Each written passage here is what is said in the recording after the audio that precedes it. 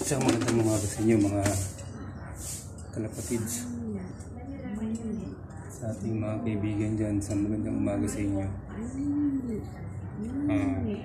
Ngayon lang ulit tayo nakapag video kasi sa kadailangan ng maraming tayong nasikaso na mga bagay-bagay. So yung aking video last week, it's about what happened in the past typhoon. Maraming nasalanta ng maraming mga kababayan natin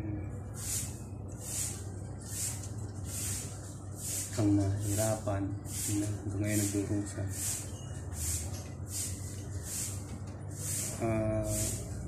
Nakakalungkot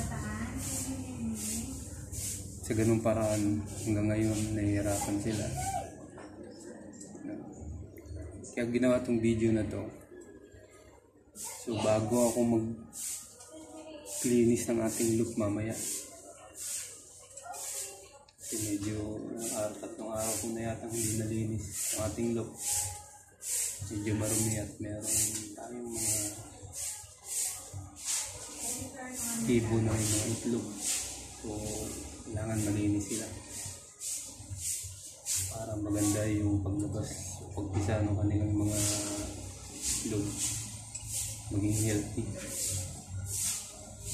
Pero ano, siguro hapon na kasi ngayon nandito na yung init sa ating loop, no? So masyadong mainit kung ngayon natin nilinisin. Pero mga 2 PM wala nang init. Nandun na dun sa harapan ng klaseng bahay. Nandun na yung init. Yung last video ko na dito ko rin kinunan, sabi ko nga sa inyo na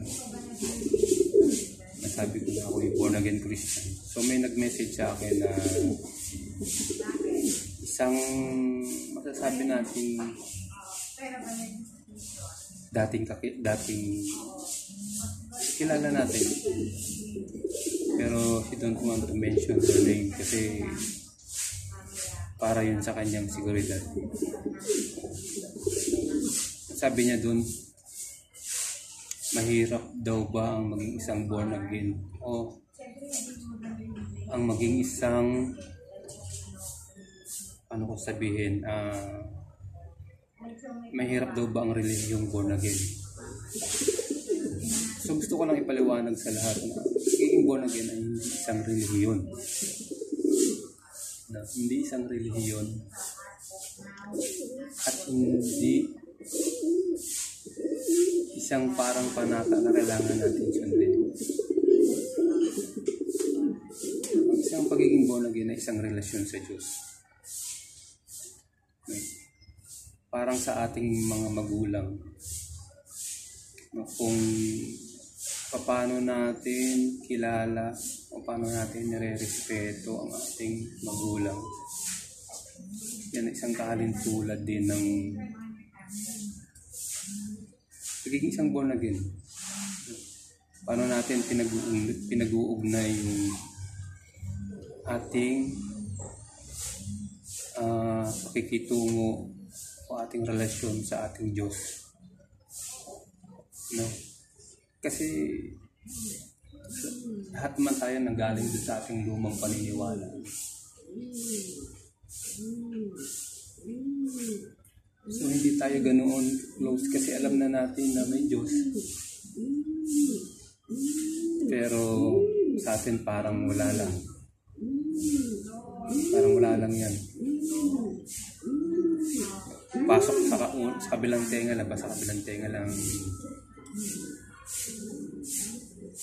Kaya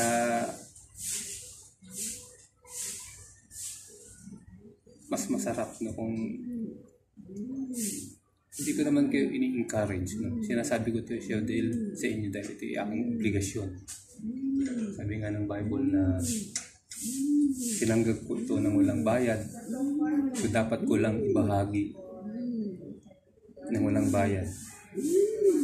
At bilang isang nakatanggap ng walang bayad, ito ay aking isang napakalaking obligasyon na ibahagi ng libre ang mga bagay-bagay, kahalagahan patungkol sa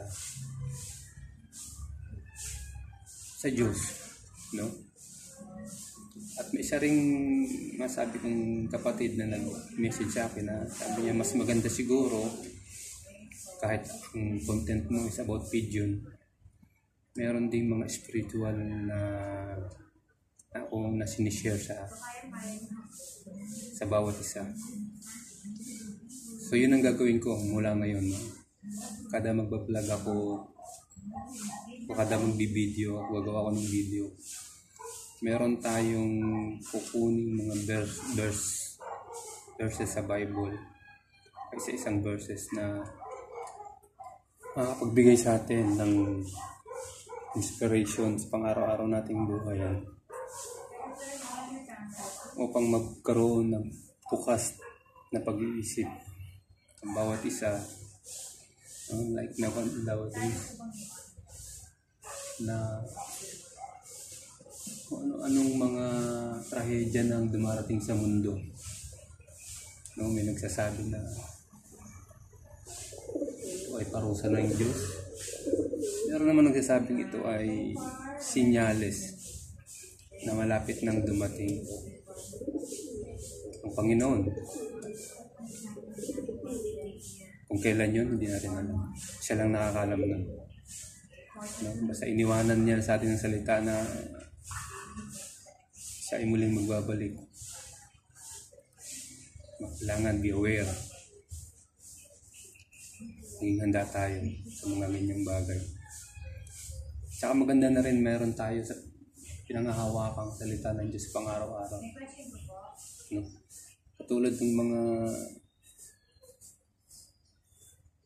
politiko, hindi ko man sinasabing lahat, no? O yung mga greedy sa mga bagay na material. Sabi nga ng Bible, I think Matthew 6:24, we cannot serve two masters. No? Pwedeng kamuhian natin ng isa, ibigin natin ng isa. No? Pwede nating despise yung isa at tangkilikin yung isa. Hindi tayo pwedeng mag-serve sa dalawang bagay. We cannot love God and money. Ngayon ang sabi ng Biblia. So, dapat meron tayong pinanghahawakan na yan. Lalo sa ating mga kalapatids, sa mga kakilala, mga kamag-anak na pamilyado na. Maraming magulang natatakot sila na kanilang mga anak ay pariwara. O hindi mangyari yung mga planong nasa ating isip. Pero ito lang sinasabi ko sa inyo. According to the book of Hebrew, na pag yung ating pamilya o ating mga anak ay nabahagi na natin ng salita ng Diyos, ito man ay sa pagkain, sa pagtulog, huwag tayong mag-alala kasi alam natin lalaki silang may takot sa Diyos at makakasiguro tayo na sila ay nasa right direction, no? Kasi ako pinangahawakan ko lagi yan sa salita ng Biblia.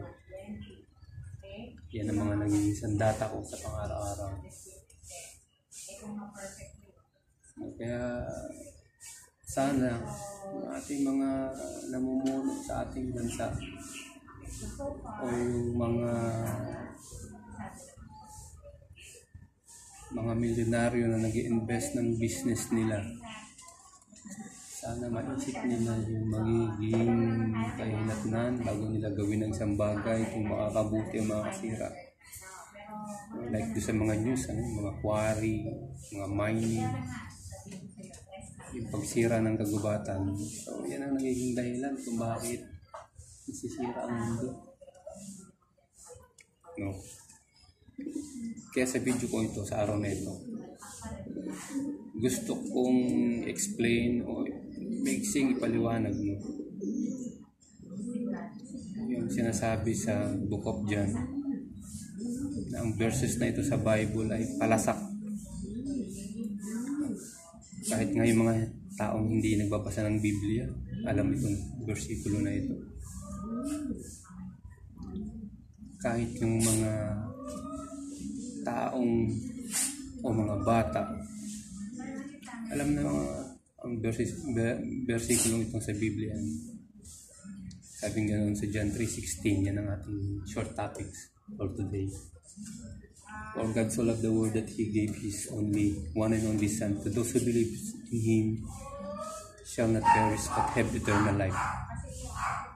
Palasak, kahit sa akin noon, sa mura kong edad, naririnig ko na natutulili na yung aking utak, aking kaisipan. Pero ang tanong, ang sinasabing for God so loved the world that He gave His only Son, and to those who believes in Him shall not perish but have everlasting life.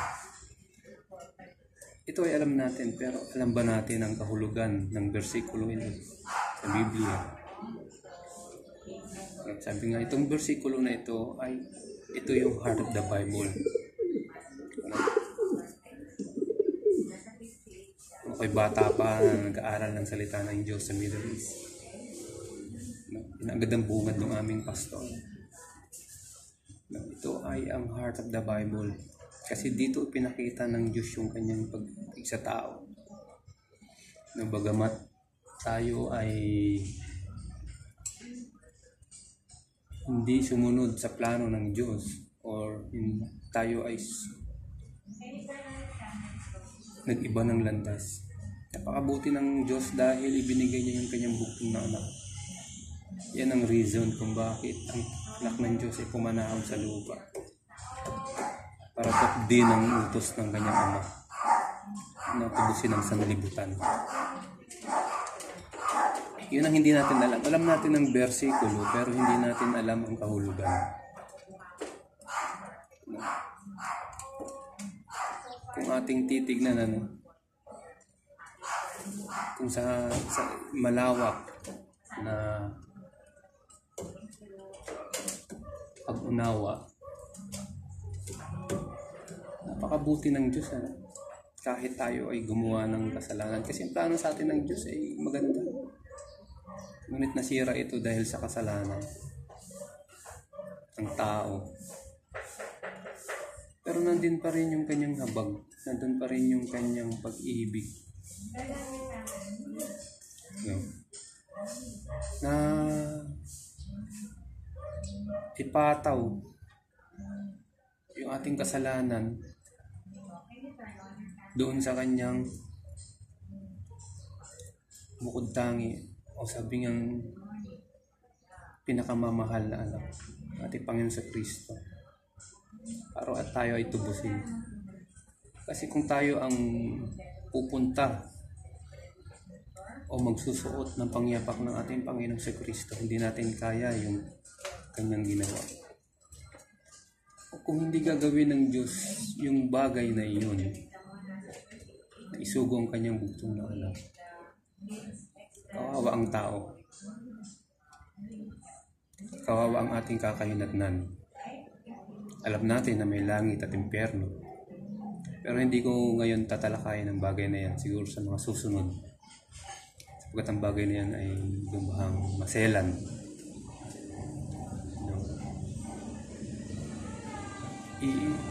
Gusto ko lang ipakita o ipaintindi kung gaano ang pag-ibig ng Diyos sa tao. Kasi kung pagsamba lang ang gusto ng Diyos para siya sambahin sa pagkakalikha niya sa atin. Sabi nga ng Panginoon Kristo, kahit ang bato, utusan niya para siya isambahin. Ganun makapangyarihan ng Diyos. Pero hindi.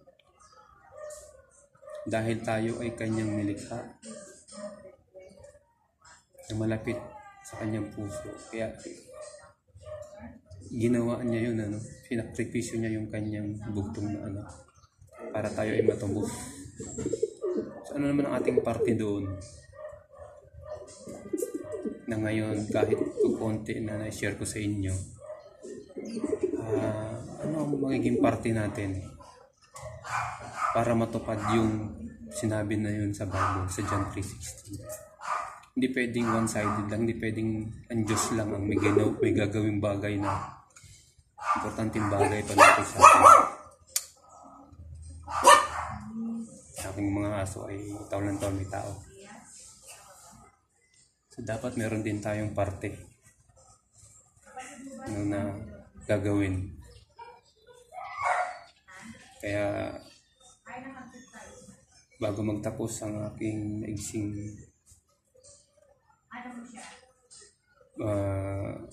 video na ito, may iwan ako sa inyong uling dalawang katanungan sa umagang ito, mga kalapatids at sa mga kikinig. Sa ating kayang pagbubulay-bulay, minsan darating tayo sa pagmumuni-muni. Natanong kaya natin sa ating sarili na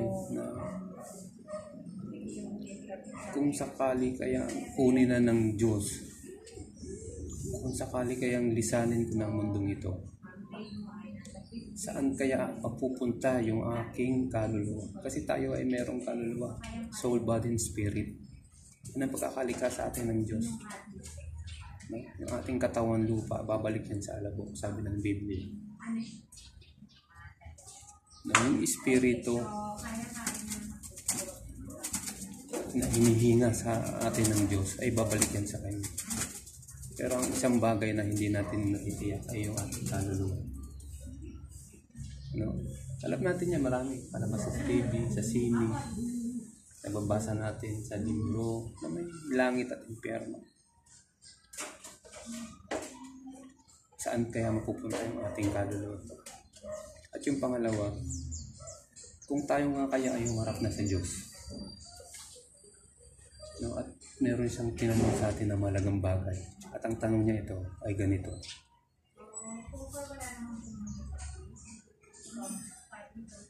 paano kita, bigyan mo ako ng dahilan kung bakit kita papapasukin sa kaharian ng Diyos, sa kaharian ng langit. Yan ang tanong sa atin ng Diyos. Pag tinanong sa atin ng Diyos, ano ang bibigay mo sa aking sagot kung bakit karapat dapat kitang papasukin sa langit? Kasi nung bata tayo, baliwala lang ang buhay. Kung mga bata, marami rin akong samblay sa Diyos. Kahit sa batang edad. Kasi when I was 14, tinawag na ako ng Diyos. Pero hindi ko pinalagahan ang bagay na ito. Hanggang one time, tinapon niya ako sa wilderness. Katulad ng ginawa niya kay Paul. Tinapon niya ako sa wilderness at doon niya ako tinuruan.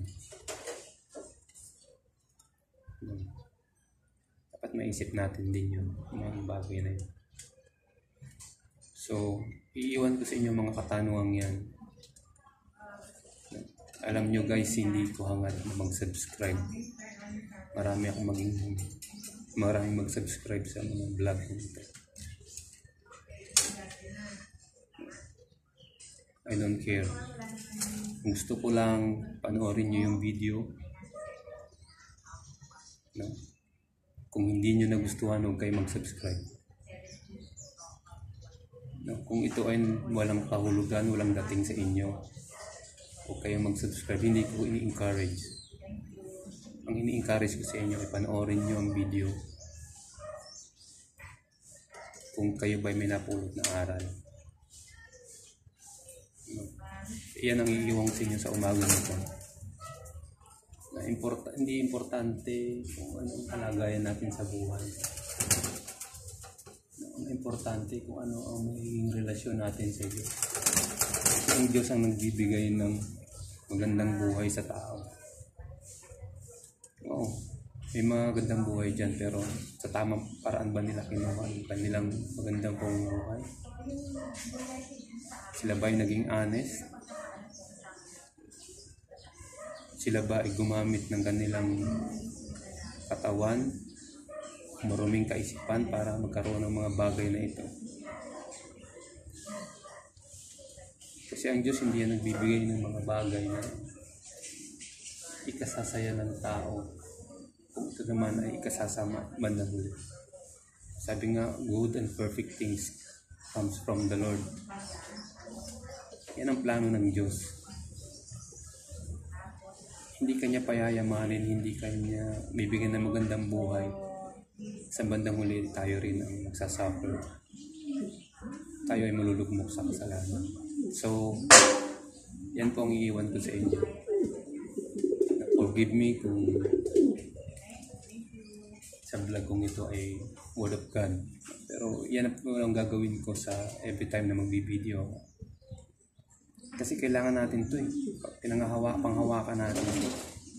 Lalo nowadays, nakikita na natin yung mga, sabi nga ng Biblia, yung mga signs and symbols. No? Marami pang darating na ganyan.